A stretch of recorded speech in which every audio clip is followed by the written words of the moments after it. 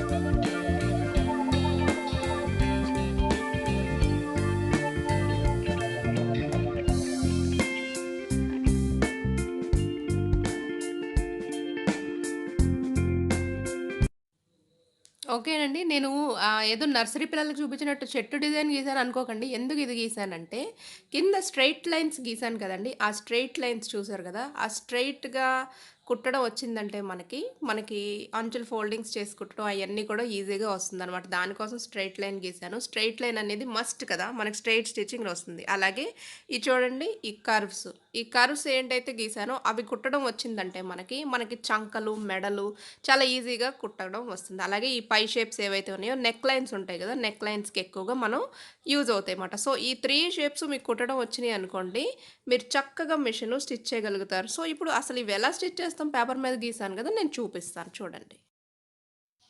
ముందు మిషన్‌కి మనకి దారం ఉందనుకోండి, దారాన్ని తీసేయండి. పై దారం తీసేయండి, కింద బాబిన్‌లో ఉంటుంది గదా! ఆ దారాన్ని రెండిటిని రిమూవ్ చేసేసి నార్మల్‌గా ఉంచుకోండి.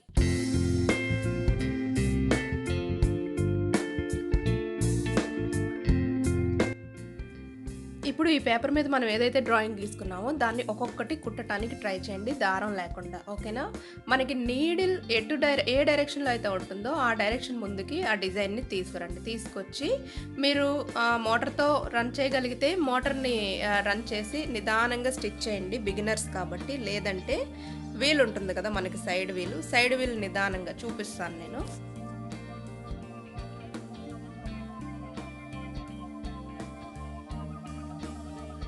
చూడండి మనకి ఈ వీల్ ఏదైతే ఉందో అది తిరిగితేనే గదండీ నీడిల్ మూవ్ అవుతుంది. చూడండి ఇక్కడ నేను తిప్పుతున్నాను. ఆ నీడిల్ అనేది మూవ్ అవుతుంది గదా! సో, మోటార్ మీద లెగ్ పెట్టకుండా ఇలా ట్రై చేయండి. లేదు మోటార్ మీద కూడా ట్రై చేయొచ్చు. మేము స్టిచ్ చేయగలం. దాన్ని ఫోర్స్ కంట్రోల్ చేయగలం అనుకున్నప్పుడు మోటార్ మీద కూడా లెగ్ పెట్టి నిదానంగా స్టిచ్ అనేది వేసుకోండి డిజైన్ మీద. సో, నిదానంగా ఇవి గాని కుట్టగలిగారంటే మీరు క్లాత్ మీద ఈజీగా కుట్టగలుగుతారనమాట. సో, నేను చూపిస్తున్న విధంగా కుట్టండి. చూడండి బ్యాక్ సైడ్ చూపిస్తున్నాను స్ట్రెయిట్ లైను. చూసారు కదా! సో, 1కి 2 సార్లు మీరు కుట్టడం ట్రై చేశారంటే చక్కగా మీకు స్ట్రెయిట్ స్టిచ్చింగ్ అనేది వచ్చేస్తుందనమాట. మనకి ఫస్ట్ మోటార్ మీద రన్ చేసే వాళ్ళకేంటంటే అది కంట్రోల్ అవ్వదు స్పీడు.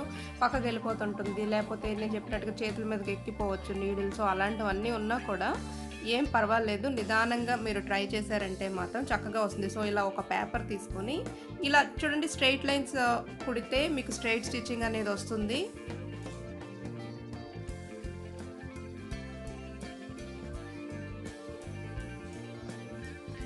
సో, స్ట్రెయిట్ కుట్టిన తర్వాత పేపర్‌ని నేను ఫోల్డ్ చేస్తున్నాను చూడండి. మనకి ఫోల్డింగ్ అంటేనే స్ట్రెయిట్ స్టిచ్చే కదా దాని మీద వేస్తాము. సో, ఒక స్టిచ్ వేసుకున్నట్టయితే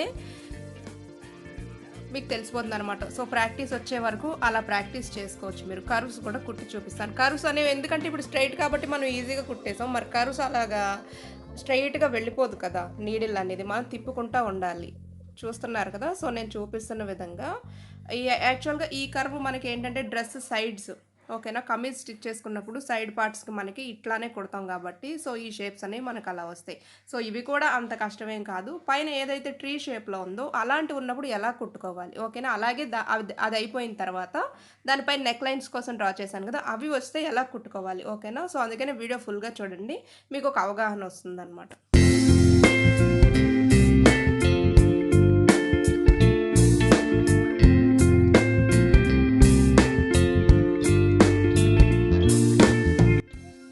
సో, కర్వ్ తిరుగుతున్నప్పుడు ఇలా ఫుట్‌ని లేపడం, దించటం. సో, ఆ డైరెక్షన్ డిజైన్ ఎటైతే ఉందో ఆ డైరెక్షన్‌కి నీడిల్ పెట్టుకోవాలి. ఎందుకంటే నీడిల్ ఎప్పుడు ఒకటే డైరెక్షన్‌లో ఉంటుంది కాబట్టి, దానికి ఎదురుగా మనం డిజైన్‌ని తీసుకురావాలి తప్పితే, డిజైన్‌కి బట్టి నీడిల్‌ని తీసుకెళ్దాం అంటే అవ్వదండి. సో, అట్లా అనమాట. సో, చూపిస్తున్నాను కదా! మనకి ఎక్కడైతే షేప్ తిరుగుతుందో అక్కడ ఫుట్‌ని కంపల్సరీ లేపాలి. ఓకేనా? ఇలా డిజైన్‌ని తిప్పుకోవాలి. నీడిల్ ముందుకు ఆ డిజైన్‌ని తెచ్చుకొని అలా స్టిచ్ చేసుకోవాలి. ఎడ్జ్‌కొచ్చినప్పుడు మళ్ళీ ఫుట్‌ని లేపడం అలాగా మళ్ళీ ఫుట్ దించి నీడిల్ తోటి కుట్టడం. కార్నర్స్ ఎప్పుడైతే వస్తాయో అక్కడ కంపల్సరీ ఫుట్‌ని లేపుతూ ఉండాలి. నీడిల్‌కి ఎదురుగా డిజైన్‌ని తీసుకొచ్చి డిజైన్‌ని కంప్లీట్ చేసుకుంటూ ఉండాలి. సో, ఇవి కుడితే ఏంటంటే ఈ షేప్స్ మనకి నెక్ లైన్స్ అనేవి ఎక్కువ డిజైన్స్ యూజ్ చేస్తాం కాబట్టి ఇలాంటివి కుట్టడం వల్ల ఏంటంటే మనకి నెక్ లైన్స్ అనేవి ఈజీగా కుట్టగలుగుతారు. So, papers చిరిగిపోనివ్వండి. 1, 2 పోయినా గూడా నాలుగో దానికి కరెక్ట్‌గా వస్తుంది. కుట్టిన వెంటనే వచ్చేది కదండీ! ఓకేనా? సో, ఇట్లాంటివి ఇలా కుట్టుకోవాలి. నెక్స్ట్ కర్వ్స్ ఎలా కుట్టుకోవాలి చూడండి.